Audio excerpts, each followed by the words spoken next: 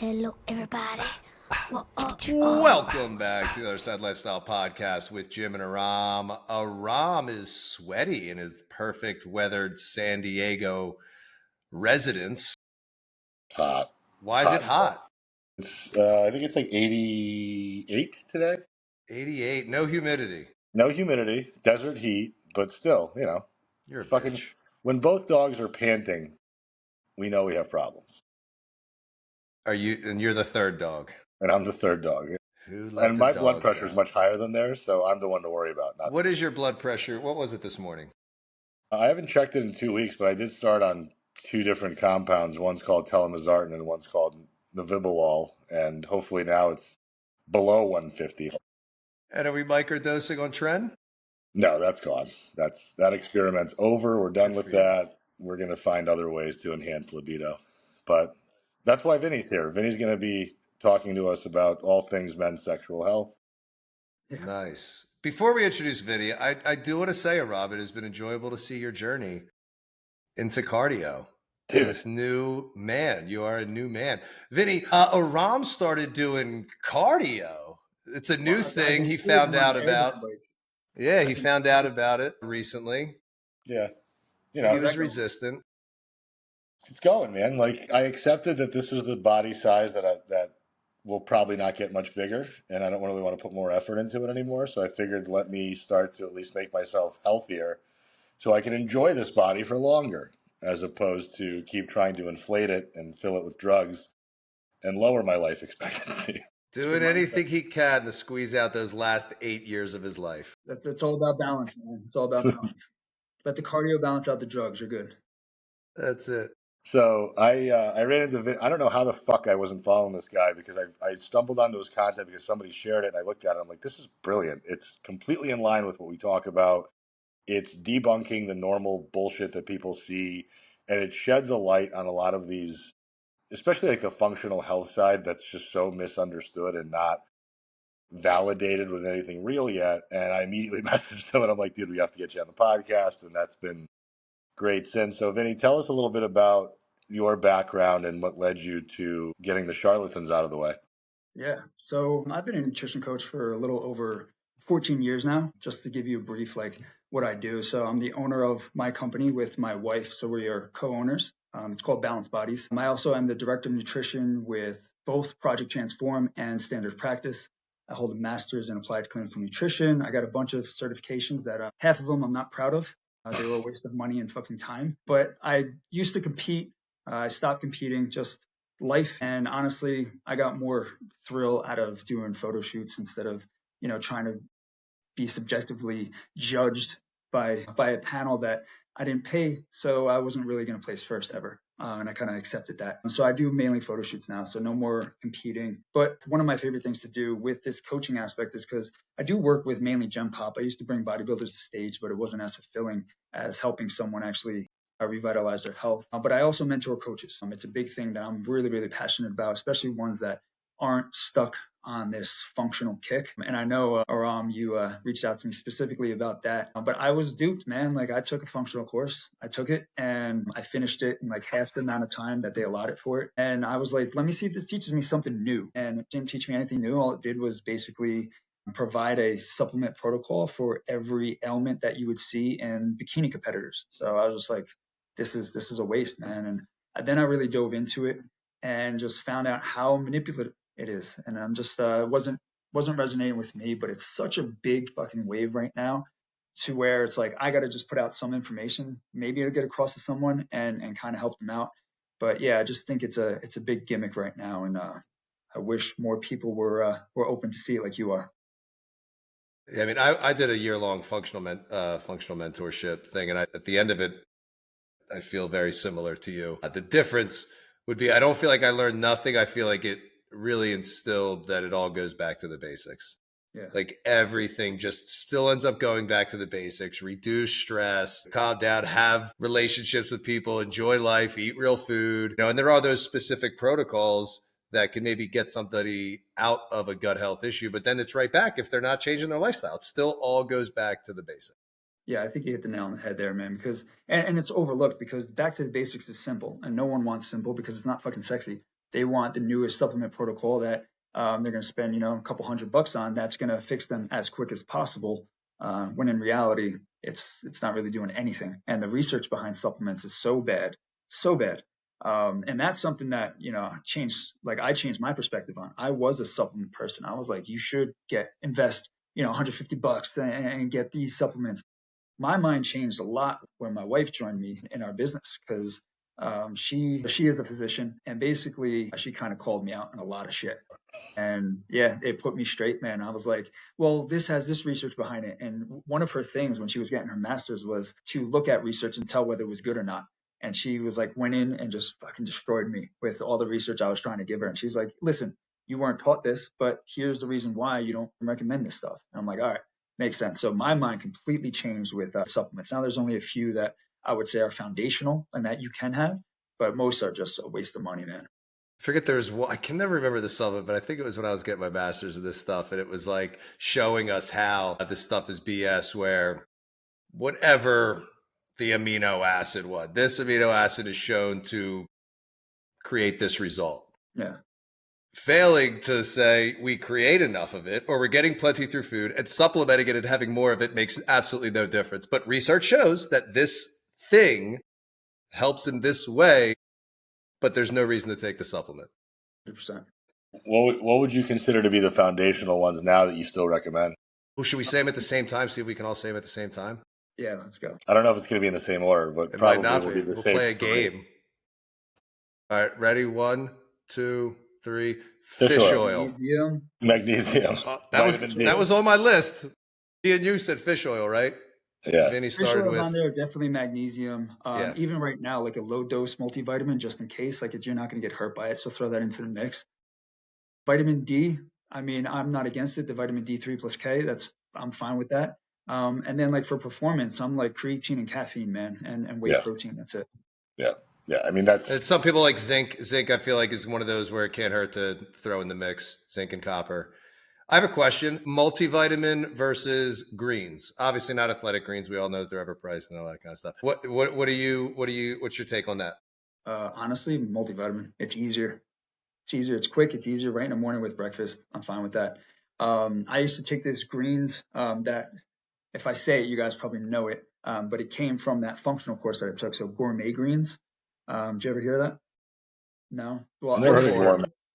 It was a chocolate flavor, and I would mix it into my coffee, and I was like, oh, this is actually pretty damn good. But other than that, no, I would just go with the quick and easy, pop a multivitamin, and that's it. If you're going to have, if you want to get all those phytonutrients, micronutrients, antioxidants, all that stuff, eat like a fucking adult and have vegetables and fruit. That's it. With all the damage Aram has done to his body, would you recommend Centrum for senior citizens? I mean, it ain't going to hurt you, right? I mean, the amount of stuff that this body has ingested over the last 25 years, and the fact that I can even spend 30 minutes running is a shock. With how low his natural testosterone production is, would you recommend Centrum for women? It might stop me from aromatizing the little bit that I do make. But in all seriousness, you had posted something today about like the diagnostic testing, the Dutch testing, and all that kind of stuff. Is there a population in which some of these things make sense, or is it just disqualifying it all across the board? Well, so the main, like my caption for that was that major medical organizations like the Endocrine Society and what was the other one? The American Association of Clinical Endocrinologists, they don't recommend it at all. So if I'm going to listen to specialists, they're going to be endocrinologists, especially about hormones. If they're not recommending it for anything, then I'm going to agree with them. They know more than me, and I'm going to agree with that. I just don't think like when you get the information from a test like the Dutch test, there's no like standardized evidence-based intervention that you can put forward. So when you get these people and it's like, oh, well, what's one of them? Like you have a high E2, right? You're high estradiol, which means you're estrogen dominant. So you need to take DIM. It's like, well, why? Like what's the reasoning? Is there research behind it? Yes, DIM's found in broccoli. You can take broccoli extract. Do we really have to do that because you're estrogen dominant? Like, are you estrogen dominant? What's your baseline? Like, because it's just a snapshot in time. How many times did you do this Dutch test? Because we need to see over a period of time what's really going on, right? Because it's just a snapshot. So I don't think it's really recommended for anybody. But once again, I mean, I could be wrong, but that's just my opinion because of the specialists and what they say. What do you guys think? Yeah, I don't disagree with you. I think when it comes down to like the concept of hormone balancing, you're probably going to be balanced if you're taking relatively good care of yourself with the basics. And then if you're a woman, which these are the people that are going to be susceptible to all this voodoo, once you start entering into the phase of perimenopause, you're not fucking balanced, period, until your cycle ceases to exist. And then you can start to consider HRT as a viable protocol because your body's no longer making these things. But to sit there and subject yourself to the undulations and the dialing in of these medications throughout the uncertainty of perimenopause, I just feel like unless you have somebody who knows what the fuck they're talking about, you're spending all of this time, all of this money, and and hopefully you're not neglecting the basics of nutrition and stress management and sleep and lifting weights and all that stuff. But I just think that people latch onto these things as a holy grail fix all, when in reality, like 99.9% of the population probably doesn't need these things. And the amount of money it's going to cost you and the headaches it's going to cost you to try to get all of these differing opinions sorted through, it's just going to be more trouble than it's worth. Yeah, no, I agree 100%. And honestly, like you said it perfectly. Like if you need to balance your hormones, those are all quotes for people listening without the video. Like you said, you need to get back to the basics, get better sleep, eat whole food, right? Have a little bit of fun too. Like it doesn't have to be perfect. Get your movement in, lift some weights, and fucking reduce your stress, man. Like that's really what you need, and you will feel better. Usually when someone's like, "Hey, like I need to balance my hormones," or someone says like, "I worked with a coach and they balanced my hormones." I'm like, "Well, what hormones did they balance? How were they tested? What validated intervention did they use?" Because most of the protocols that they're giving you isn't built on any type of evidence, right? I've seen coaches, and I'm going to say functional coaches, man. Like this is like I'll tell you why this fucking really grinds my gears in a little bit. But I've seen some of these coaches, they hand out these thyroid support blends. And what they have in them is actual bovine thyroid extract. So you're essentially giving this to a client. So you're medicating them with animal hormones without any medical oversight. And it could do damage, man. It really can. It gets to me, these people, because like initially I was okay with like, all right, whatever. It's almost like an alternative medicine. It's almost like integrated medicine. Fine, whatever. But now you're like attacking doctors and it gets to me now because like my wife is a doctor. So I'm like, you don't know the amount of knowledge this person has. And like, you're just saying like, you know more than them. Why? Because you took a fucking year-long course. Are you kidding me? You don't know more than an endocrinologist when you're looking at hormone tests. That's not So true. it just really, It's really an gets to me. actual certification. I was It like, wait, took an entire weekend yeah. and I had to fly somewhere. It's legit. And I had to pay for the back end mentorship afterwards Oh so they yeah. could suck more money out of me and teach me Well, how to market it. The and thing, then you gotta push their supplement line on to your clients with your affiliate code, so you get paid. well, Of and this course. stuff too, it's like these people can show, look at this blood work before or after. You have this quick, before and after testimonial, just like somebody who does a quick fat loss thing. And Yeah. then they're right back to gaining the weight back. They're right back to their hormones, quote unquote, not being balanced. They're right back to the gut microbiome issues, like all that stuff. Anybody could do any kind of a protocol, get some quick result and say, this healed me. It didn't heal you. Yeah. It was Yeah, temporary. Well, and there but was, you focused on mainly the basics there, and it Yeah. helped you for a time period, and you took that other stuff that they gave you, but don't like put all your eggs in the supplement basket or the Dutch test basket. Instead, what you did is you actually did the basics, and that got you to where you needed to be, and then now you just gave up on the basics again. and that's what it is. It's normally this, it comes from a place of desperation, and that's the sad part because these people are suffering. Like there's clearly some symptoms at play that are creating these levels of desperation that are wanting these people to go down this road. So I don't ever want to invalidate people's problems and say like it's not a legit concern because if it's impacting your quality of life and your mental health, like it's worth taking a look under the hood and seeing if there's something actually wrong. And that's why we have blood panels. And that's why we have endocrinology. And that's why we have functional medicine when we understand how to use these sources properly. But the problem is when you start having the predatory messaging on Instagram, especially when it's starting to get targeted towards a specific demographic, which is typically women over 40. That's where I have a problem with it because it's like, well, before you start asking me about all these different testings and this and that, what does your actual nutrition look like? Like, let's audit your lifestyle. Let's take a look at your It's pretty habits. good. It's pretty good. Well, and It's that's the pretty good. response. That's the response that you That's the get nine normal out of ten response. Yeah. times, which is, and what the fuck does pretty good Well, actually mean? Like, let's quantify that was it. like what I said. I made this post a while ago about pretty good. Like when you ask somebody how their diet, it's pretty good. It's like nobody says I'm pretty good at showing up to work on time. I'm pretty good with not beating my kids. Yeah. Yeah. Right. I'm pretty good. Like, no, I'm pretty good with paying my bill. Like, nobody uses that phrase for anything. Pretty good means not good. It means it's like, It means I have no fucking clue, is what it That's means. It exactly. means do Yeah. you beat your kids? I'm pretty good with not beating them. every once in a while, I'm pretty decent at being loyal to my wife, but I'm pretty every good once with in a that. while, I slip up too. Like, Yeah. so where do you fall? I mean, obviously, we're talking about data collection and quantification. Where do you fall on the line of tracking food and getting an idea of somebody's consumption? And then, obviously, when people are talking about the potential mental health downsides of tracking food, just curious to get your opinion on that stuff. Yeah, so I'm huge on knowing where you are. Like it's almost like I use the analogy with the GPS, like you can't get the best route to your destination if you don't know where you are. So my whole thing is like, yes, you should track and you should get in a habit of doing that because it's going to give you so much more than just knowing where your calories are. Like you build food awareness and you build portion sizes and you're able to visualize it so you don't have to weigh everything out and you get pretty good at that. Not intuitive, I'm not talking that at all. That's a whole nother discussion, but you get very good at understanding what portion sizes are best for you and where you are. And then you get an estimate around calories, but you get this food awareness and you know what contains carbohydrates and how much sugar and then like what fat content. So I'm huge on tracking. I'm a big data guy. Like even with all my clients, I collect a ton of data. So hopefully that answers your question, but I was about to go off on a different tangent. No, and well, Go and off. I'm Yeah. glad that you brought that up because you're going to get messaging again.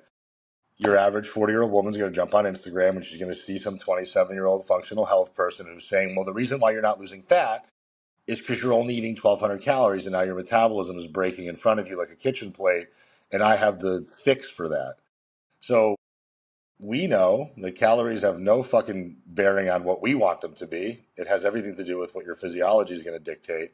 So is there a case for eating less than 15, 12, 1,000 calories? Is that Is a there a question case to for that? him? Yeah, I mean, if you really listen, so everything's going to be dependent upon the individual, right? If I'm working with someone who's a very small female, yeah, 1,500 might be a lot to take in for that woman, especially if she's 100 pounds at 5'1". Yeah, it might be, but it all depends on their previous diet history. So I don't like, I'll use a ballpark equation to give me an idea of where they might be, but my main thing is like, let me use their current diet history and their previous diet history to see what's going on. So right now, like let's just say the Harris-Benedict equation says you should be eating 2,000 calories, but you're only eating, let's just say 1,400. If I put you at 2,000, your metabolism is not really adapted to those 2,000, so you're probably going to store a little bit of weight, which isn't going to make you happy.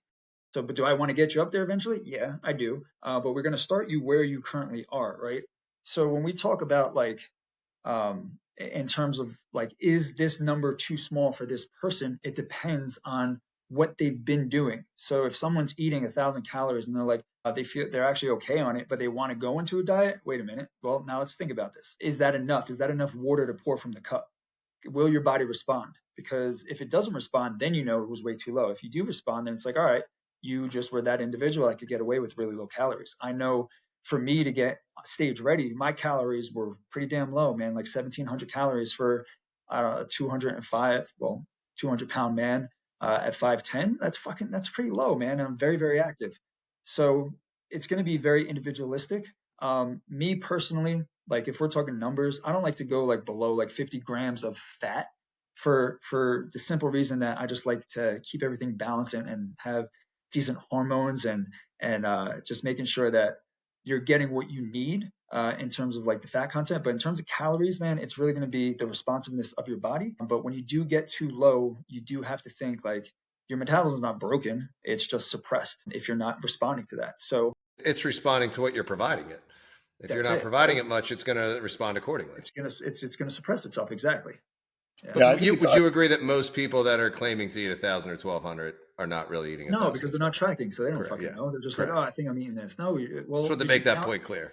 Yeah, so I should have touched on Yeah. that. Oh, no. Because I mean, what you said was correct. But then some people might hear you say, hey, if somebody is maintaining at that, and that's what they've adapted to, but the average person, No, you're agreeing yeah, that yeah, that's we're not the talking case. average Yeah. person. That's why, Yeah. yeah, that's why I Yeah. try to preference it with like being very individual. But Yeah. no, Yeah. the average person, no, they're not even tracking. They might track every like Monday and Wednesday, and they might be like, this is where I thought I was, but no, overall, over the whole scheme of stuff, no, 7 days a week, taking that average, you're not eating that. And especially with weekends, you're probably a weekend warrior. Like, no.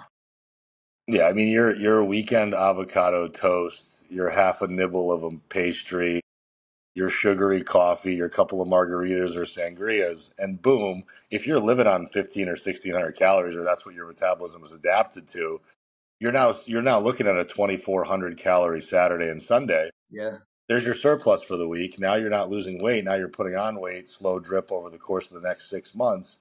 And then you wake up at the end of the year 7 pounds heavier and you wonder how the fuck it happened. And Yeah. boom, it's right there. Well, it's the But avocado toast.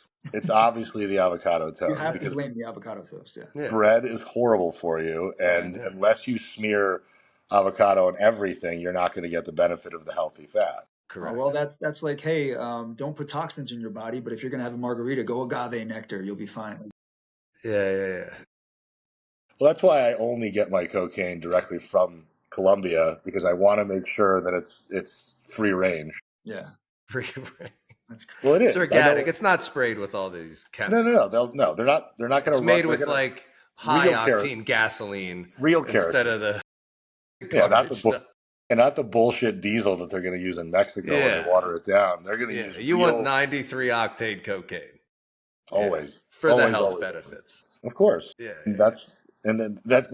that conversation in itself, right, between the seed oils and the aspartames and the chemicals in your food, and then the haphazard usage of the word inflammation, which nobody understands what the fuck that actually means. Yeah, And the problem that I have with that word is I'm actually seeing physicians online.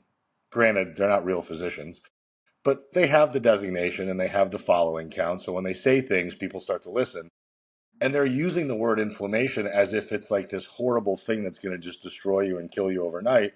When in reality, your average woman says the word inflammation, but what she really means is belly bloat as a result to probably slight overconsumption or consumption of foods that don't agree with her, or the weekend away with her husband where she ate 3 restaurant meals a day that she had no control over. Well, of course you're going to come home with a little bit of belly distension. I would too if I ate 3 meals out per day for 3 days straight. So it's not an inflammation problem that we now have to go run to the doctor for to get a prescription for or have to immediately deal with. We just have to get back to whatever normal is, if normal is good enough. yep. I agree with that too. I would definitely say, like, even with the whole world of inflammation, and trying to suppress it and all this other stuff, like, inflammation is good. It's a normal response from the body. Like, we need some of it, right? Just like cortisol. Like, everyone's trying to like limit the amount of cortisol that they fucking experience. You need it. Like, especially getting up in the morning, like, you want that ramped up. What's his face? The biker, Lance Armstrong. He was doping with it, like, because it made you efficiently use energy better and it made you perform better. So like I feel like inflammation and cortisol like fall like right into the same plate of food. Can you help Aram with his cortisol face? Go back to New Jersey and to those mattress cities that you were doing. Go have fun there, man. Serious question though, because when we're referring to the functional stuff and stress, doing this for as long as you've been doing it, do you see a difference these days in stress levels and the health consequences of that versus what you started? Are you more aware of it, or is there literally a difference? I don't even think that there's a difference. I think there's more emphasis put on it because it's such a hot buzzword. So I don't really think there's a difference at all in terms of like what I see with clients. I think we also have to take into account like stuff that goes on, right? Like my business really blew up during COVID. That was a very stressful time for people. After that, stress kind of went down a little bit, but there was no difference in like the results I got from clients who were in COVID and then 2 years later and like how people responded. I just think it's talked about more. It's kind of like with the whole gut health stuff. Gut health and trying to optimize it has been around since like the 70s, but it's so hot now because there's more focus on it. So yeah, so I don't think there's a big difference in seeing it in terms of like a client and what I experience with my clients. I just think that it's talked about a little bit more often because of how hot of a buzzword it is. Like anxiety and everything else with the younger generation. It's like, I have 100%. anxiety, I have anxiety. It's like, no, this is just normal things that you should be dealing with Yes. as an adolescent. But it's like, it does seem You just sound that like people you've are. been teaching kids. I'm a high school teacher. Are you really? 25 years. Well, now actually, yeah, I'm a high school teacher. This is my first year teaching elementary school, but yeah, I Wow. taught Yeah, high no, because school. I was gonna say my stepson, he talks about it a lot, and he's 11 years Yeah. old.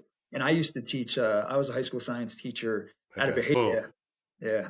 So I was, and those were some difficult kids, man. But yeah, it's so prevalent in seeing it with the kids because they'll come out and whatever's hot is going to be like said, right? yeah, So like when you said that initially, I thought of like my stepson because that's what he yeah. talks about now. He talks about anxiety and I feel Every depressed. It's like no, you don't. and Like I you're upset. reframe It's it. okay. Yeah, I reframe it right away. I'm like, do you have anxiety or you are experiencing anxiety? I'm like, there's a big difference, and most people do not have it. They are experiencing it, and Yeah. it's okay and it's normal and all that. It just seems like now parents. I mean, since the average client we're talking about, this 40-year-old woman kind of thing, they're just so busy. Like kids involved with 3, 4 sports at a time and running all over the place and not feeling like they have time for anything, and both parents working. It just seems like everybody's so crazy, almost like we're in the habit of complaining about how busy and crazy we are. Me and Ram have talked about that before. Just like it's easy to get into that habit. Is there something different, or is it not? I Like you said, we just talk honestly, I about. I think don't that's know. honestly like as crazy as this fucking sounds, man. And I feel for people that have busy schedules because I've had schedules like that. I'm dealing with it right now with so I work from home. I have a 3 month year old, and my dog just had really extensive surgery. So I'm trying to feed him his medicine, take him outside, have to worry about her, trying to do my business stuff, I'm trying to find a time to work out, but I can do it, right? It is a Yeah, little bit like hectic, yeah, because I'm not used to it. But I want to say, like, not having time to me has always been an excuse. And I know that might touch people the wrong way, not sexually, but I was just about to say you could touch I me. know. So, but the thing was, is like when I was a high school science teacher, I was also bartending at night. I was competing. So I would do my workouts and cardio. I would food prep. I was doing a ton. I was personal training too after school before my shift. I would train myself and a client at the same time. And I fit all that stuff in. I was just like, when people complain about time, it's if you don't want to do it, then there's your excuse. But if you really want something, you will find a way to do it. So I like to say that it's always an excuse, but I do understand a very busy schedule. So there I is think something time to and it. like stress, it can be different. I mean, people can realize they have plans, but it's like the stress aspect. Again, it might just be the world we're in. I mean, prices, post COVID, just a different. Is there anything that you do like consciously to reduce your stress? Because you sound like a pretty busy guy. Yeah, there's two main things that I do. One is I search up funny dog videos. Okay. They crack me up, man, and that just gets me out of my head and it makes me relax and it just makes me feel good. And then another thing that I do, and I preach this to my clients a lot, especially if they're like complaining about how they're having stuff going on in the family or they're going through some stuff at work. I basically tell them, look, when you do your power walks, because I have my clients do at least one power walk a day, go outside, get in nature, and then do this stuff where you bring in your senses. Where the first thing I want you to do is start listening to how many different sounds you can hear, and then name those sounds. So it gets you out of your head and in the moment. After you go through all the sounds, then go into your eyes and like go with your sight and see how many different colors and make sure you name the colors. Then it's like how many different smells can you smell while you're walking through nature and make sure you name those smells. And if you want, start going to animals and like you could keep going further and further, but it gets them out of what they're worried about and into the moment, which then helps them at least for, the next couple of hours after that walk. But I've always got good feedback from that. So Yeah, and that's the epitome of like getting into your body because we are. I think you nailed it. We're living in our head, yeah, and people who aren't exercising, then there's just more energy running around their head, and they need to get that energy out. But it's like a yeah, I think dog, that's man. You great. got to take them for walks. If you don't, they'll start chewing the fucking couch. Yeah, yeah. Yeah, I mean, the sad reality is that we're just so dependent on like the numbing sensations of everything that exists now, and it's just so Like a box of easy. wheat thins, or like something else specifically. A box of wheat thins, an entire bag of Stacy's pita chips, four Stacy, hours, 4 hours of Netflix in a row. Like seven avocado toasts. there's so many different ways that we can just fuck off and not think about anything. And here's the other thing: there's a reason why television shows are doing so well and movies are getting less and less prevalent. It's because the attention span of your average person is dying by the second. Well, people And don't want to leave their house. they need to be fucking entertained. Well, I mean, look at it. Like Tool's one of my favorite bands, if not my favorite band of all time. Their songs on average are 11 to 12 minutes long. There's no fucking person there's no kid today that would sit through a Tool song if you paid them to Dude, do it. they Because wouldn't you're sit through that slow ass intro to all their songs. right, exactly. Because your average fucking pop song is like a minute and 50 seconds long. Your television shows are 30 to 40 minutes long, and you got 30 of them coming up right after another. And nobody's even actually watching or listening to anything because they're playing on their phone the whole time. So we have this thing that can provide such an extensive amount of information, activity to the rest of the world, relationship building like this. Like there's so many positives to the cell phone, but we're also living in a culture that's abused this like it's abused everything else that we've fucking done because that's what humans do. You give us an inch, we take a mile, we run with it in the wrong direction, and then we have to undo the time that we spent fucking ourselves up. Yeah. And that's the pattern that's happened every single time something has been introduced. We found booze, we found a way to fuck that up. We found tobacco, we fucked that up. We found food, we fucking bastardized that and made it so goddamn tasty that we can't even avoid it. And now we're using words like addiction to describe how much we want it. So I think it's the problem is the human brain is so rudimentary and it's so archaic, but our times are changing so fucking fast that our brain can't hang with it anymore. And That was all of these poetic. That was very problems, poetic. it's like these problems are such modern day problems. Yeah. Like we wouldn't have an obesity issue 100 years ago because this stuff wasn't around. And Famine issues and stuff. right, which is fine. Like we survived that. But look at and that's No, why I'm agreeing with you. when anybody bitches to me about cortisol or fucking inflammation, I'm like, do you understand that right now behind my apartment on the side of the highway is a homeless guy with open wounds on both legs who is 78 years old, who's still completely fine and probably has a better bill of health than you do. And cortisol hasn't killed him yet, Yeah. nor has it prevented him from getting wildly thin because he eats 3 meals a Well, week. that's because he can get it. supplements with fentanyl. So Of course. it keeps him. So he doesn't feel his pain. But the human body, while sometimes can be susceptible to problems, is not as fragile as we want to make it out to be. What's fragile and what's gotten fragile is this thing, and that's where I think, I when I look at stuff like Vinny's content or anybody else who has half a fucking brain in this industry, we're all saying the same shit. Like we have to get back to the basics because the basics are the only foundation that we can rely on. Because all of this stuff, like, and I'm curious to hear your take on this. I know that you're not into the functional medicine stuff and you want to see hard evidence. But here's the thing. You're my age, right? I'm 41. We kind of all grew up the same way. Remember back in the day when you were 15 and you were lifting weights, you had to fucking access information from Johnny fucking Jeans in the gym who was doing 225-pound curls. That's how you learned how to lift weights. He And graduated from Men's Health to Men's Fitness. You were like, and Men's then Health isn't for me anymore. I'm a Men's right. Fitness guy now. Yeah. But you acquired an education on the street essentially, and lo and behold, 25 years later, now Brad Schoenfeld's doing studies on effective reps, and we now know 5 to 30 is going to do it. But back then, Johnny Jeans already figured it out. He'd been getting big his whole fucking life, despite having any evidence. So, is there a lag to science, and do we need to wait for the evidence to come out before we take action? That's a great way to put it. And the way I would say it is this: innovation's great, right? That's why, like, even like I wanted to preference, like I don't have such a issue with functional coaches. It's the way they position themselves, which is what I have a real issue with, right? But the thing is like, even with like the new age stuff that is coming out, like we have to try some things out. We have to experiment to be able to know, right? I totally get that. But experiment on yourself, not risking the health of other people. And that's just like me. I'm not doing that to anybody. I just morally I can't, and ethically I won't. So I will always refer you out to a specialist. And luckily, my wife being a physician, she has a very big network, and we can refer people. I know not many people have that ability, right? They don't have their wife or their husband as being that physician that can refer people out, but you can have connections with other doctors, RDs, endocrinologists, all these specialists, internists. You could have these connections and make your own referral network. Now, when you talk about like, do we not move forward because the evidence isn't there? It's let us build evidence and then let's move forward together. That's sort of what I'm saying. So let the science come out. Look, there could be a time in a few years where the Dutch test is the perfect test. Like it could be. Like let's just say that happens.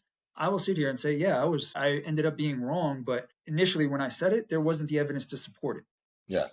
So that's kind of where I stand with it. It's like if you're going to do stuff and you're going to experiment on things, then do it with yourself, and because the harm that you could cause could be substantial, and you don't want to do that to someone else. So if you're going to experiment on you. Yeah, fuck around and find out it's the best thing that's come out in the last 10 years. Well, and also too, like have some level of conversation with the people that you're working with and ask them what it is that they're willing to go through. Also, like anytime, even just like something as simple as dieting. Yes. I don't just blindly tell people, "Hey, by the way, I'm lowering your calories because you're still fat." I asked He them, I'm keeps like, out the last part. I asked them, I'm like, "Hey, what's the next 3 to 4 months of your life look like? Do you anticipate having a bunch of social events and stress, and are you going to be able to manage it all? And is this the right time for even a diet to be deployed?" So I want to make sure that every single person that I'm working with has some level of informed consent and understands what the fuck they're about to go through. Because a lot of these things are difficult. Like gut health protocols, I've been on 2 of them. The most recent one I've been on, You I mean, didn't I even wasn't really. you didn't even do it. No, the one that I've been on now, I've been loyal to the actual protocol itself because I was Why'd you told. do quotes? Why'd you do air quotes when you said that? Because I haven't been eating perfectly. I've still been like I still fuck around food wise, but he's like, you can eat whatever you want as long as you take these supplements, you'll be fine. Like, yeah, my bowel movements have gotten better. Bloating has been reduced. What do you call it? GERD. Acid reflux? Acid reflux has been essentially non-existent. But is it because I've paid more attention to my nutrition, or is it because the supplements that I'm dumping into my body are doing what they're supposed to do?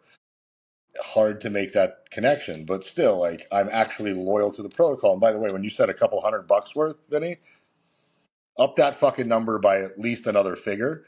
Like I'm talking about a 12-week supplement protocol for the GI map results that I had. $1,200. Why well that's in the hundreds a month. Yeah, well, yeah, double that. You know what I mean? Like that. It's 400 a not. It's, month. and so and that's even dependent on the fact that if that person's even going to remember to take these things, Yeah. because Yeah. the list that I got was, well, at this time you have to take these 6 things, and then with each meal you have to take these 4 things, and at nighttime you have to take these 7 things. I mean, there's people that can't even string 4 fucking meals together or 3 meals together throughout the day, let alone with each meal have to take a specific supplement. Taking a multivitamin, some people can't do. They Vinny, forget. lay into him for taking all these supplements right now. Well, no. I want to know, just It's sort of okay. like what else, Confront like what him. is it, like oregano oil, glutamine, like what do you have in there? The full list. Hold on a second. It's all big pharma. It's all big pharma. He's like, I don't recognize those 2 things you just said. They sound real and basic. If it's not a compound, he's not taking it to fix his gut. All right, All he's right, you got the ready? Doing paper. He's got the peptides. paper. Are you He's doing reading. peptides? What's that? Is it peptide?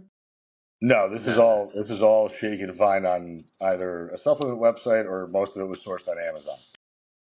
All right. So Everybody, with get your pen and paper out, and you're going to and start this protocol today. because Aram's doing it.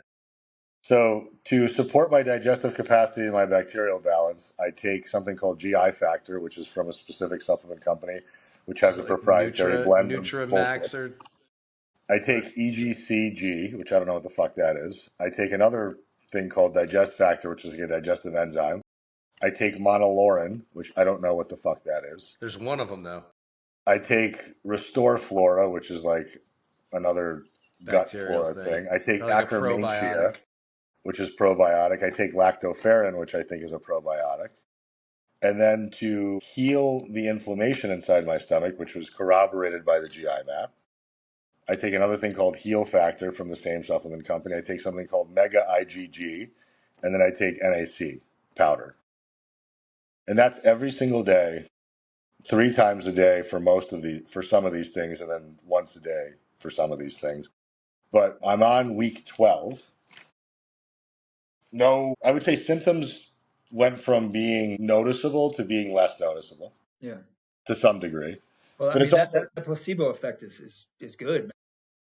Well, and not to mention the fact, but not to mention the fact too, Vinny. Like, I fucking had pizza and shit over the weekend, and I Yeah, had donuts last weekend, Yeah, I mean, how and much I can that stuff do if the diet's not great? That's the part correct, that's correct.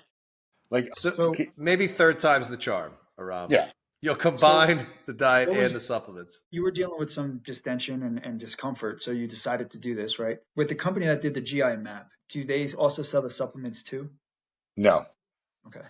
no. So one person interpreted the results, and then another person essentially said, based on these results and these interpretations, this is what I would recommend. Okay. And you got most of it from Amazon. And I got most. I mean, most of it was only 3 out of the 12 things on that list were from a specific company Yeah. with a coupon code, like you said. And not to bastardize the whole coupon code thing, but I mean, shit, we all have one for Legion. I now have one for Genius Shot. I I got have one for another one Legion. for Spoken. Like we're all gonna, if our clients are gonna take supplements, let's benefit everybody and let's put some money back in our pocket anyway. Because why the fuck not? But I think the problem is like if I wanted to really heal my gut, I would stop eating like an asshole at night after I'm high, and I would stop eating like an asshole on the weekends. Yeah. But I don't because I don't give a fuck enough. And Yeah. I don't get to also complain about it when I don't care that much to make any actual tangible changes. So, in your perspective and what you've seen with your clientele base, how often is that the case where it's just, it bothers me, but it doesn't bother me enough to make the habitual change? Yeah, well, so I'm very like big with accountability with coaching. So my whole thing is like to make sure that that doesn't happen. Not to say that I can prevent it because you can't. Like if people don't want to do it, then they're not going to do it, man. Plain and simple. You could give them the best diet protocol in the world to get them in the best shape of their life. If they don't want it, they're not going to do it. So a lot of that comes with education and why they should do it. So I try to really, really do that and have an education background. I'm pretty good at like making things very layman. But when it comes to the specific client and dealing with something like that, like, oh, well, I wanted that, but I'm like, you're paying me too much to have that type of mentality, man. Like, don't waste your money, don't waste my time. Because I go very detailed with my clients. So if there is a case where that happens, and it has happened in the past, I'm not a perfect coach. It has happened in the past. I let them go. I gave them the opportunity to break their contract, and I was like, look, you're wasting your money, which is listen, you're paying like $600 a month. You're flushing that down the drain. And then me constantly checking in with you, reaching out to you, waiting for you to do your check-ins. And like, it's not worth my time and it's not worth, you wasting your money. So I would let them go because to be honest with you, I obviously wasn't the right fit if I can't get them to that position. Plus, And I'm it's not not a here to, good look if they're like, yeah, he didn't help me. It's yeah, like it had nothing to do with you. And yeah, by letting them go, it's making it very clear to them this is a yeah. you issue, not a me I feel issue. bad, yeah, man, because that kind of hits home too. Because you hear the stories. Like I get clients that come to me from other coaches, and they destroy their coaches. And I'm Yeah. like, let me see how you actually do with my Yes. protocol before you could talk shit about the other coach, because they could be really really good coaches, man. Like I know some really good coaches in this industry, and some clients might talk shit about. Like that's why I got away from bodybuilders. It's like if you didn't place first, it's the coach's fault. Really? Like it has nothing to do with your genetics or your effort when doing fucking high intensity interval training. Like, did you really get your heart rate up high enough? Like, did you push yourself to the point of throwing up? Like, so I really that kind of that hits home with me a little bit because I know there are good coaches that I know of that some clients talk shit about, and it's like, dude, like it's you, it's not them. Yeah. Like stop playing the victim here. Do you Well, at remember least, what you were going to rant about earlier? I have no idea, dude. If you Fuck. can well, see, like when I talk, man, I go in like it's I'm good. like We Trump. all Like do. when Yeah, Trump You but goes, said, that's what well, do that's what you he that's say? all. said. He goes, I was going to go on a different rant. I was like, rant. And then you fucking talked, Ram. God damn Sorry, it. I ruined everything. I'm sorry. Well, I think, but I also think for anybody that's listening that does have a coach or is thinking about hiring a coach, understand that if you're the person who continues to hire more and more coaches to solve your problem, you're probably the problem. Yeah, yeah, 100%, I mean, 100%. And at I'm some glad someone point, said it. at some point, like it's not like if you've gone through the ringer of like four. I mean, I would say like if you've gotten through one or two, probably not a problem. But if you're like on your fourth or fifth coach, like it's like saying that the guys that you keep dating are pieces of shit. At some point, like the law of averages has to come down to the fact that maybe you're the asshole. Yeah, But then again, that opens up the floodgates for someone that is pushing like a bunch of biomarker tests, right? Because it's like I've worked with so many coaches, they can't help me. I need to figure out what's wrong with me without actually owning what is wrong with you, and that's you don't hold yourself accountable. That's probably going to be the main thing here. So yeah, I think that opens up the floodgates for that, which is why like this whole I know I'm heavy on being against functional coaching. Like I said, it's their stance. It's not so much their philosophy. But uh, when they preach this stuff that like we're going to do this bunch of biomarker tests and we're going to find the root cause. I mean, you hear that word root cause. What's the root cause, man? Like, how do you even know that that's a root cause that you're dealing with? Because you weren't able to hold yourself accountable. That you need a blood test to tell you that you have something wrong with you. It doesn't make sense to me. So yeah, I I don't. feel like the root cause a lot of times is their own self-perception. And that just leads to every single decision that they're making Yeah, that causes all these other things, you know?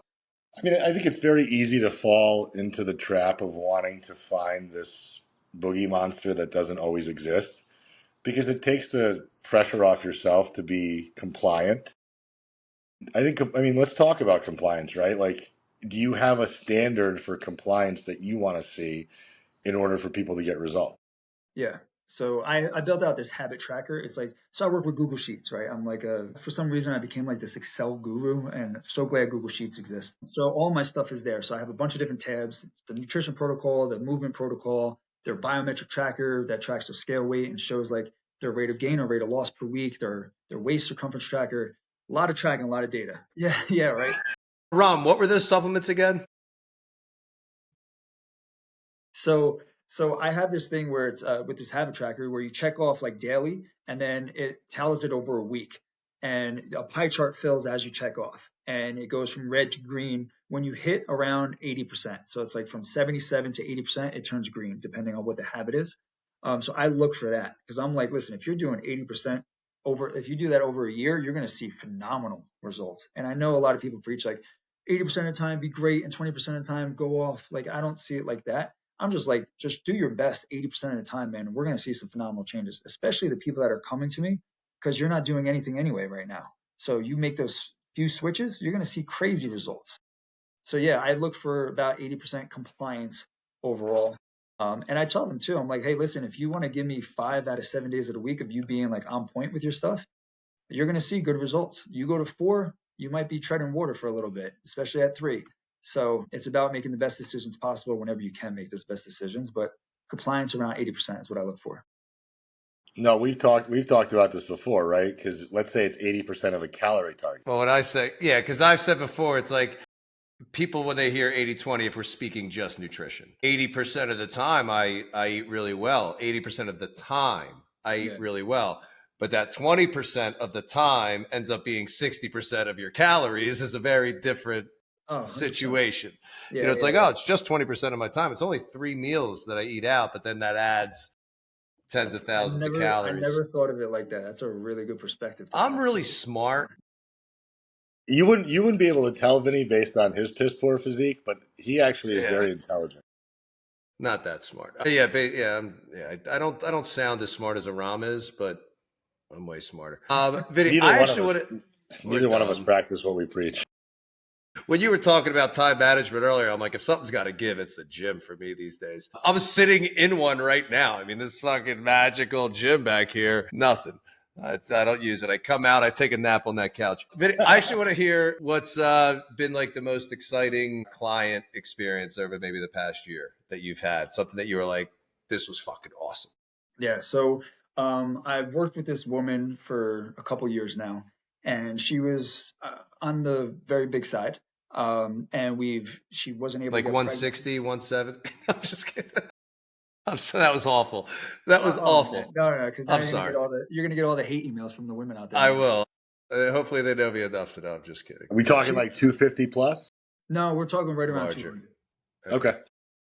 But like just the body fat wise, so like Yeah. not much muscle, right? Yeah.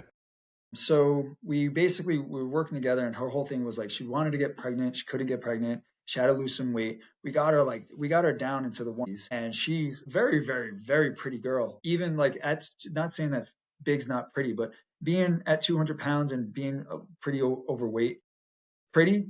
And then at the 150, very, very pretty. It's like, and she was loving it, flaunting it off or whatever. And I was happy with that. But she's like, I want to keep this going. Like, you like changed my life. Let's keep this going. I'm like, great. Like, we're going to work together. I'm going to reduce your price and just kind of hang out with me. And we'll just make sure we do our thing together.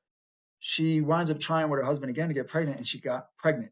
So now I'm working her through her pregnancy with her nutrition and everything from her blood pressure to the main thing was blood pressure that she was concerned about. And then all of her checkups have been perfect. The baby's heart rate has been perfect. So everything is going like according to plan. And she is just like, she's in love with this process. She is in love with like my company because of what myself and my wife is doing for her. And she's like, I'm never leaving you guys, even if I don't need help. Like, you guys have changed my life completely. And that to me, I think she's got another month and a half before she delivers. And to me, I'm just like, that was like, we gave her a chance to actually build a family. And that's all she wanted. And like the weight loss was like one thing. Yeah, I get it. And you look great now, but she just wanted a fucking kid, man. And we were able to do that, dude. And that really, really hit home with me. Cause I just had a baby. I know what that feels like, man. I'm getting a little choked up thinking about it. Like Awesome. it's something that I never thought I could experience. Like I didn't think of, like, you always hear it when you're growing up, your mom yelling at you or your dad or whatever. You'll never know what it's like to love a kid. It's like, all right, fuck you, mom, right? And you run away. But no, you don't know. And like now she's able to experience that. And that to me, like, that's everything right there. That's awesome. I had a woman reach out to me, worked with me in group setting, that she's like 6 months pregnant now. And somebody came up to her in the gym and said that you should not be squatting. It could cause you to go into labor. Did she ask what credentials they have? She goes, I think I know that that's wrong, but I think it was at least one person, if not more. And I go, you don't have to change anything with your training at all. I'm like, you might pee yourself. But I go, I've seen women 8 months pregnant doing CrossFit, clean and jerks and burpees. It's like, you're totally fine. That's the training that you were doing before you were pregnant. Yeah. You can continue doing it throughout. Just don't do any stuff that you're laying on your stomach and you'll be fine. Yeah. Like don't start training harder now that you're pregnant. Like stay, where you're at. But the important part of that story too is the mental health aspect of what she got back from a confidence perspective. That probably led to those series of events that led to her actually getting pregnant, right? Like think less about stressed your average out. I mean, less stressed out, just feeling better about yourself, exercising and eating better, less stress. That's gonna be a huge factor in your ability to get pregnant or not. Right. Or just being able to reconnect with your partner on a physical and emotional level, because you're not miserable with yourself. You're not covering yourself up all the time. You're not embarrassed about how you look. It's not just for reproductive purposes that you're having sex. Like, all right, my temperature's up today. Let's make a baby. Yeah. See, I go the other way, Vinny. I have a punch card at Planned Parenthood. You know what the good thing, Vinny, is? The reason why they got so much trouble right now with all their CEOs getting fired. I could always bank on a Rom, no matter how offensive of a statement I say, with my 160-pound clear as day joke. He says something like that, and it allows me to be the good guy. So I appreciate that awful comment, Rom. It makes me feel better about me. Well, I also think Asians are horrible drivers. Anything else? How do you feel about Israel? Which part of it? I don't know. The good part of the part that doesn't need to be here anymore. I don't know. So Vinny, I don't even know. Vinny, were you born this good looking? What year do you feel like you peaked? Or you feel like you're peaking and it's going to continue to get better as you get older? You got to thank my mom and dad for the genetics. I don't know, man. It's funny because like you hear that you're an attractive person and that's fine. That's whatever. In college, like I love the intelligence aspect. Like I'm a smart person, but like in college, I played football and you look at me and I was like 225 pounds, just playing football, hitting people and going out and drinking. So you look at me and you're like, there's a dumb jock. But I used to hate getting labeled like that until like I have a conversation with me before you label me as just like this fucking sex pinata or whatever. Like let's have a talk, right? Let's talk. Like my wife, the reason why, like, I mean, she's the most beautiful girl I've ever seen in my life. But besides that, she's the smartest person I've ever had a conversation with, ever. Just knows a lot about everything. And it's just like our first night, like I flew out here to Utah. So it's funny, like she saw me competing. We competed in the same, we were competing in WBFF when that was a thing. We were at Worlds and we crossed paths at Worlds, and she wound up like hitting me up on Instagram, and we were just talking back and forth, and she's like, yeah, I live in Utah. I was like, oh, that's on my bucket list. It wasn't on my bucket list, but whatever. And she's like, So well, the relationship was built on a lie. stop. Just So kidding. so It's the she's like, hey, perfect come out. answer. It's the perfect Yeah, answer. she's like, hey, come out. And I'm like, oh, don't tease me with a good time. Of course I'm going out.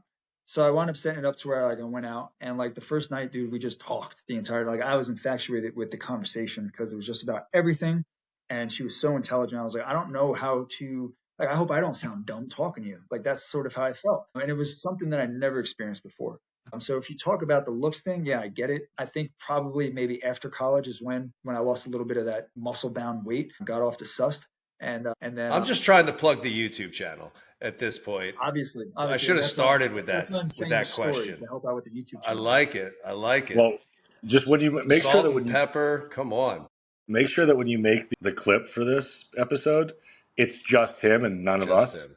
Yeah, because I'll try to get a bunch of parts where you're talking, and I'll take your voice out. And it's just him nodding, not even talking, and he's just nodding as you're talking. just brooding the fuck out of the screen. Yeah. Yeah, I'll I mean, take, it's I'll not. take the compliments all day, man. I'll do one where it's like he's about to say something, and I'll just cut. That's too much work. I actually won't do that. But I think we have mostly a female audience, so I think this will be one of our highest rated episodes. But listen, if it is, there's a commission percentage that's going around. That's fine. Well, that means you owe absolutely us. That means you owe us money because this costs us. That's where we're Any at. client that signs up with me, you guys will get a kickback. I promise. There we go. All right. There we go. There we go. We just need a 1% marker. That's fine. Yeah. That's all we require. That's all we require. Just and $6. every once in a You guys a while, question? yeah. So this coaching summit that you guys do, can you go into a little bit of depth of what you look for in terms of like the people going there and speaking, and then sort of what you do over that weekend or however long it is? This is all Aram. This is not us. I do enjoy when people assume that I help. I just say things like, is there anything I can do? Okay. So therefore, Jimmy walks around and makes himself known at the event. Yeah. So people come up to me.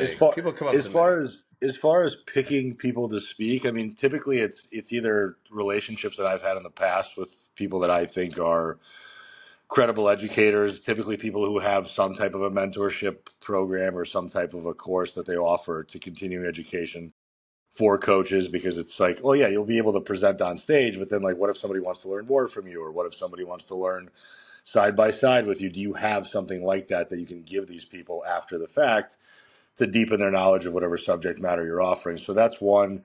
Obviously, I like to pick people that have been at the event, who have contributed and supported the event by being there physically or however else. And then it's just, now that I'm getting to a point where the event's got some legs and I don't really have to, higher ticket names, like, I don't need to worry about the Instagram following of the coaches on stage anymore, because people already know that the information is going to be good. It's really just like, is what you're talking about going to be able to increase the practical knowledge base of that coach? And then can they take that practical knowledge literally that day and make a difference in one client's life? We were looking for somebody who can speak on bashing functional health, and then that way they could teach at the same time as somebody who's talking functional health. And then everybody has to choose. Hey, that's a good roundtable right there. I like it. Ooh. Yeah, the formatting will change a little bit for next year. It'll be fewer speakers, more time to mingle, because the networking aspect of the event has been kind of a big hit.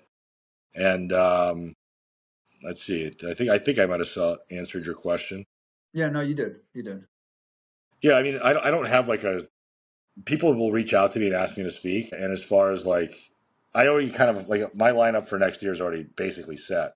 So you just have to attend next year, Vinny, and then maybe get the invite 2020. That honestly though, but like, that's kind of how it works. Like 3 of the speakers next year came this year. And 4 of the speakers that spoke this year came last year. So like, to me, it's like, if you're showing up for this community and you're part of this community, like, I'm going to give you a shot. Like, I mean, obviously, like the Alan Aragons of the world, sure, like they put butts in seats to some degree. Yeah. But like, I don't need that type of pedigree to put on stage, because 9 out of 10 times the people that are running these types of large companies or have multiple assistant coaches and running businesses, they're not really boots on the ground coaching people anymore.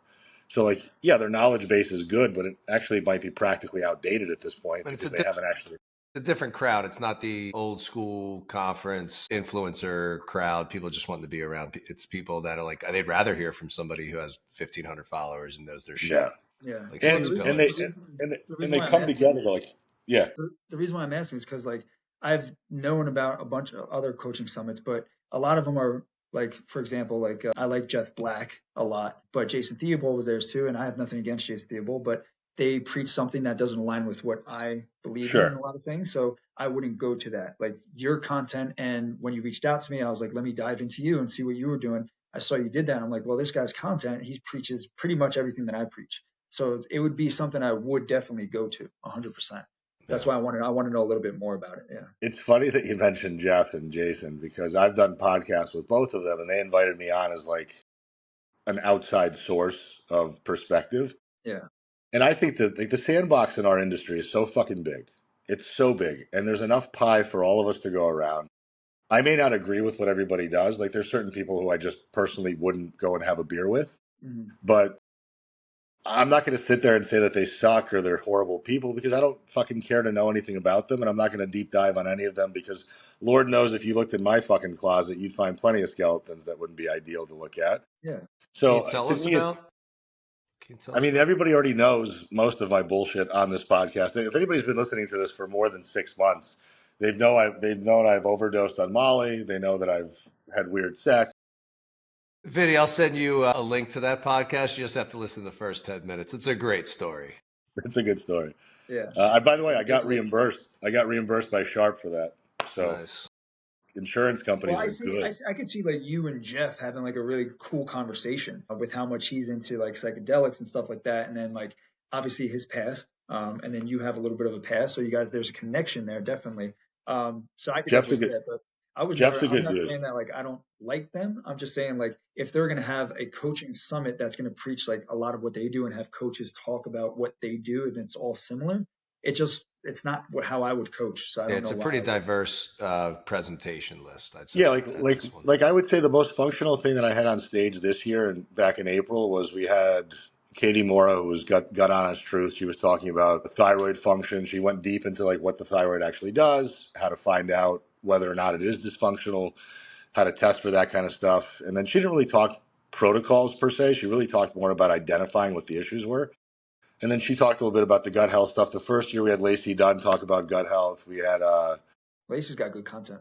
yeah, and that's like to me, if I've learned something from an individual or their content, it'll at least waken my senses to put the radar on them, and then that could be a potential speaker. Yeah, yeah. But now, because it's we're going to be on year 4 in 2026, I don't need the 200,000 follower coach to come on and sell shit. I would rather have the Vinny Russos of the world, or like next year I have Ashley Dwyer speaking, who's a former pharmacist who's now doing very much Gen Pop coaching because Yeah. most of our clientele base in this industry is not functionally fucked up, nor are they high level athletes. So I don't need people from those arenas to educate. I need people who are like solving compliance problems, mental health issues, emotional relationship with food problems, body image issues, how to get somebody to fucking incorporate cardio into their lifestyle more efficiently, how to get them to understand hypertrophy training or how to put together a quick workout in 30 minutes. Like that's the type of information I want, which on the surface sounds really rudimentary, but you'd be surprised at how many coaches don't know a lot of this shit. Yeah. And how many clients actually need that type of shit? Right. So Yeah. to me, it's like I don't need to go through the depths of the fucking Krebs cycle for the 90th time because that doesn't matter to Mrs. Jones and she's the one that we're trying to help. Yeah, I mean, it's evolving every year. And, for next year, it's going to be 6 guys, 6 girls. I'm waiting for one more person. Actually, Lauren Conlon, who's going to be on the podcast soon. Part She's two. got she's got she's got school, so she's just waiting to hear for her schedule. But she's the last slot that I'm looking to fill, and if she says yes, she's in. If not, I can still do that 45-minute presentation on ATP. Perfect. Yeah. It just straight ATP. Just ATP. Yeah, that'll be very useful for nobody. Yeah, that's why I said I'm an alternate for that. Yeah. Well, yeah, man. I mean, listen, I think what you're doing is great. I have a lot of respect for you in this industry. I don't even know anything about your wife. Now I'm almost interested more in what she has to say than what you have to say. It would have been, oh man, because when Both you guys get up. like I said, she opened my eyes to a lot of the stuff. She's very, she has her opinions. Just put it that way. Well, let's fucking do that. Let's book a time where both of you can come on, and then you can sit there and gawk at her because that's about as useful as you'll be in front of her. That's and then fine. let her do all the talking. I'm 100% with that. Perfect. And then hopefully by then your dog is healed and you're fine. So yeah, it'll be perfect. So we'll send you another link. 3-month-old will be walking. Hopefully, right? Hopefully. If the genetics are on point. If the genetics are on point, if she gets a little bit too heavy, those legs might not hold her, man. It's no rush. It's no rush. My son was like, he didn't crawl forever, and then all of a sudden he just stood up and started walking. It was like, Really? he skipped. I'm like, why is he not crawling? Like, this is, I think it's getting a little late. And then like 10, 11 months, he just like pulled himself up on a table and like kind of skipped crawling. Like he crawled and started I did walking this all at like the same deep time. dive into like this dad stuff. So Don't. I read books and shit, right? But what they said about crawling was like it helps with hand-eye coordination or just like hand coordination. So is that interesting? Do you see anything with that? No. I think most of the stuff, even just with my son, they can start late with stuff. I mean, my son, he's 12. He just started playing baseball last year for the first time. People are like, this is kind of late to start a sport, and he's excelling. That's awesome. It's like there's all this stuff. It's everybody want the percentile. Even when they tell you the percentile of the kid's head, like you're gonna fucking shrink it. Like, don't tell me my kid's head is huge. Like his body will balance out. There's zero reason for any of this data at all. You have zero solution to it. Don't bother telling me. I don't get it. It just creates all this insecurity for these parents. Like there's something wrong with their kid. Listen, that's a perfect segue into these fucking tests that everyone's doing. Like you have all this information and you don't have protocols for it. Yeah. Man. Like, why are you telling me it? Yeah. It's don't sweat it. He'll be fine. Or she'll. What do you have, boy or girl? A girl. Yeah. Nice. The only viable problem is the fact that I was underdeveloped in the penis department and it never actually caught up to my adulthood. Well, this asshole keeps getting bigger with his body. Like it's like he's afraid of having a normal size looking penis. He keeps getting larger, makes the penis just continually look smaller. I think that's why you're doing cardio. That's why he's doing cardio. I'm trying to whittle. If I can get down to like 190, I'll have an adult sized dick.